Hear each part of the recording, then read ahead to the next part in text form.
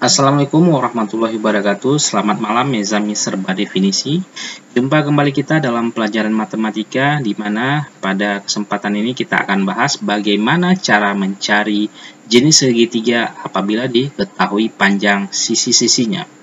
Nah, misalkan kita memiliki soal, di mana soalnya kita disuruh tentukan jenis segitiga berikut apakah termasuk segitiga siku-siku, apakah segitiga lancip atau segitiga tumpul jika seandainya yang pertama panjang sisi-sisinya yaitu 10 cm, 6 cm dan 8 cm.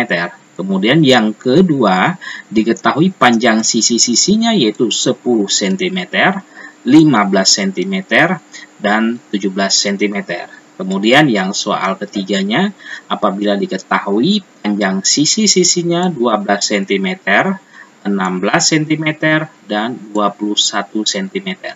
Nah, dari ketiga soal ini, soal nomor 1, nomor 2 yang diketahui panjang sisi-sisinya, kita harus memutuskan apakah yang pertama ini itu masuk kategori segitiga siku-siku atau lancip atau segitiga tumpul.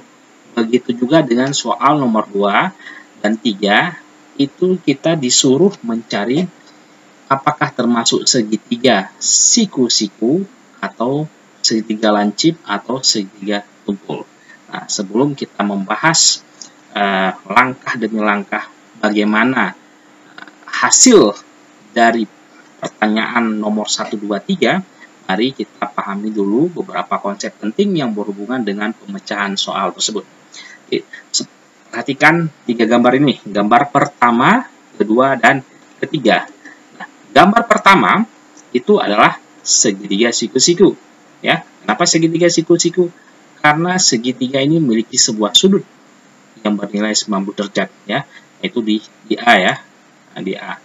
Kemudian yang gambar kedua adalah segitiga tumpul. Nah, segitiga tumpul adalah segitiga yang memiliki sudut lebih besar, Kalau kita lihat sudutnya lebih besar dari 90 derajat tapi kurang dari 180 derajat. Nah, itu segitiga tumpul.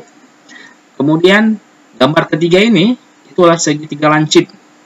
Itu segitiga yang memiliki besar sudut kurang dari 90 derajat, yaitu sudut A, sudut B, dan sudut B. Nah, ini berdasarkan sudut kita bisa mengelompokkan apakah segitiga siku-siku, segitiga tumpul, dan segitiga lancip. Atau bisa dikatakan berdasarkan sudut ada 3 jenis segitiga, segitiga siku-siku, segitiga tumpul, dan segitiga lancip. Nah, sekarang bagaimana seandainya yang diketahui hanya sisi-sisinya saja? Bagaimana cara kita menentukan apakah dia segitiga siku-siku, segitiga lancip, atau segitiga tumpul? Nah, untuk menjawabnya atau memecahkan soal yang ditanyakan di awal, kita misalkan sebuah segitiga ABC, di mana memiliki panjang sisi-sisinya yang diwakili sisi A, kemudian ada panjang sisi B, kemudian ada sisi C. Nah, kita umpamakan atau asumsikan sisi A itulah sebagai sisi miring, Ingat ya, sisi miring itu sisi yang terpanjang dibandingkan dua sisi yang lainnya, Nah, jadi sisi B dan sisi C, misalnya sisi B ini sebagai alasnya dan sisi C sebagai tinggi. Jadi ibaratnya kalau seandainya kita memiliki segitiga siku-siku, ini yang A-nya, kemudian B itu sebagai alas, B alas, kemudian yang C ini yang C, yang C itu sebagai tinggi. Nah, ini maksudnya. Nah, kita dapat menentukan jenis segitiga dengan bantuan teorema Pythagoras untuk memutuskan apakah segitiga siku-siku, tumpul, atau lancip. Nah, yang pertama, jika A kuadrat berarti sisi miring dikuadratkan itu nilainya sama dengan jumlah kuadrat sisi yang lain. Sisi lain berarti sisi yang alas dan yang tingginya. Kalau sama, maka itu termasuk segitiga siku-siku. Kemudian yang poin kedua, jika kuadrat sisi miring itu lebih kecil dibandingkan kuadrat dari si alas dan tinggi, maka masuk ke kategori segitiga lancip. Nah, apabila seandainya lebih besar ya, kuadrat sisi miring lebih besar dari total atau kuadrat dari dua sisi yang lainnya, yaitu si alas dan si tinggi, maka masuk ke kategori segitiga tumpul. Jadi bagaimana kita memutuskan apakah dia segitiga siku-siku, segitiga lancip? Jadi berdasarkan teori atau rumus ini ya. Nah, sekarang berdasarkan cara ini kita akan menjawab pertanyaan yang di awal tadi. Oke, kita ulangi ya soalnya. Itu segitiga ya, dimana diketahui panjang sisi dari segitiga ABC itu 10 ya, 6 dan 8. Ini dibuat pertanyaan yang lebih panjang ya. Nah, ini sebenarnya adalah maksudnya panjang sisi 10 cm, 6 cm dan 8 cm. Ini disuruh putuskan apakah dia termasuk segitiga tumpul atau segitiga siku-siku atau segitiga lancip. Oke, sekarang kita jawab ya. Jadi kita misalkan ya, sisi A segitiga ABC itu diwakili oleh A 10 ya, kemudian B 8 cm ya, B ya sisi C, maksudnya sisi C 6 cm. Jadi A, B, C ini sebagai sisi-sisi. Nah, karena yang terpanjangnya adalah 10, maka ini adalah sisi miringnya. Sedangkan B dan C ini itu adalah dua sisi yang lain, itu alas atau tinggi. Nah, sekarang kita kuadratkan sisi miringnya. Ya, A kuadrat sama dengan 10 kuadrat. Ya, jadi A kuadrat adalah 100. Nah, sekarang kita jumlah kuadrat sisi yang lainnya, yaitu si alas dan tinggi ya. Jadi B kuadrat tambah C kuadrat itu sama dengan 8 kuadrat tambah 6 kuadrat. 8 kuadrat itu adalah 64. Ya, 6 kuadrat adalah 36. 64 tambah 36, 100 ya. Jadi B kuadrat tambah C kuadrat sama dengan 100. Nah, coba kita perhatikan apakah nilai dari si A kuadrat atau sisi miring dikuadratkan sama dengan kuadrat dari sisi-sisi yang lain. Kalau kita lihat 100 sama dengan 100 ya. Jadi berdasarkan cara yang tadi yang kita bahas tadi ya, maka ini termasuk segitiga siku-siku ya. Oke, jadi jawabannya adalah D. Nah, soal yang kedua ya, itu sama dengan soal yang tadi yang sebelumnya, cuman ini hanya diperluas tulisannya. Disebut segitiga apakah dengan sisi-sisinya itu 10 cm, 15 cm dan 17 cm. Jadi apakah segitiga tumpul atau segitiga siku-siku atau segitiga lancip? Nah, caranya sama ya. Jadi kita misalkan ya, ini misalkan misalnya di sini tidak dikatakan segitiga apa. Jadi misalnya kita kasih nama segitiga PQR. Berarti diwakili oleh sisi-sisinya itu P, kemudian Q, kemudian R. Nah, R ini sisi yang terpanjang, maka itu diasumsikan sebagai sisi miringnya.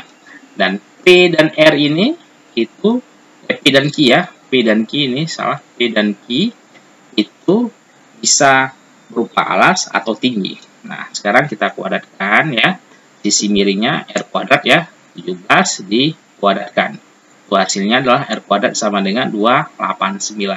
Nah, sekarang kita kuadratkan dua sisi sisanya ya, yaitu si alas dan si tinggi. Oke, P kuadrat tambah Q kuadrat, 10 kuadrat ya, yang P, kemudian yang Q 15 kuadrat.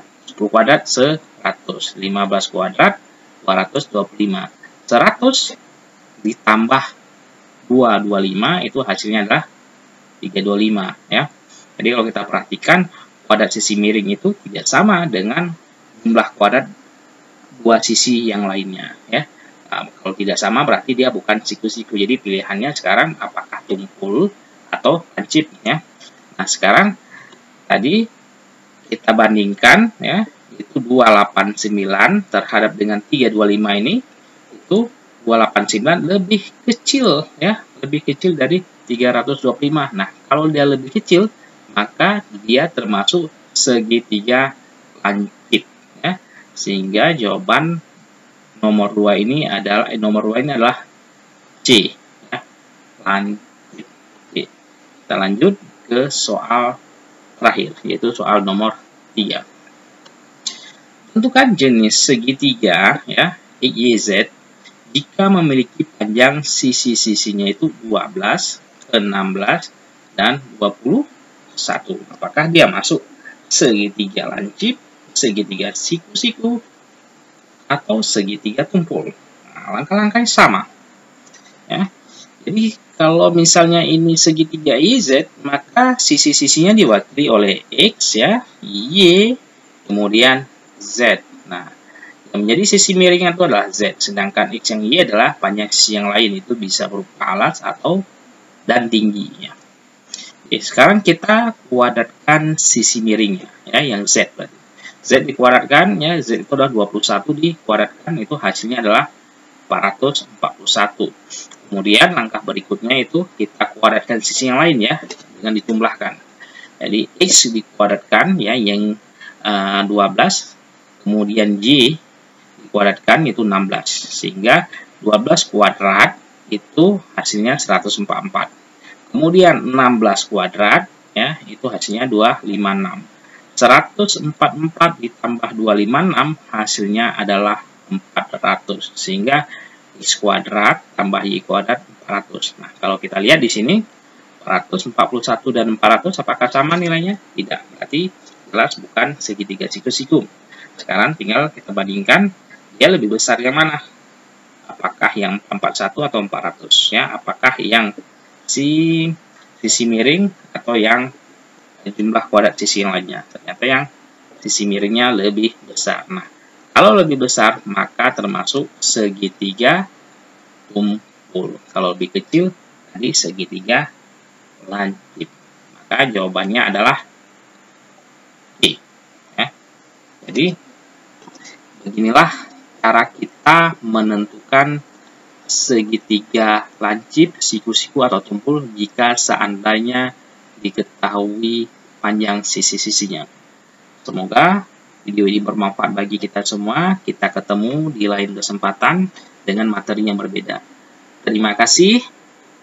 Merci.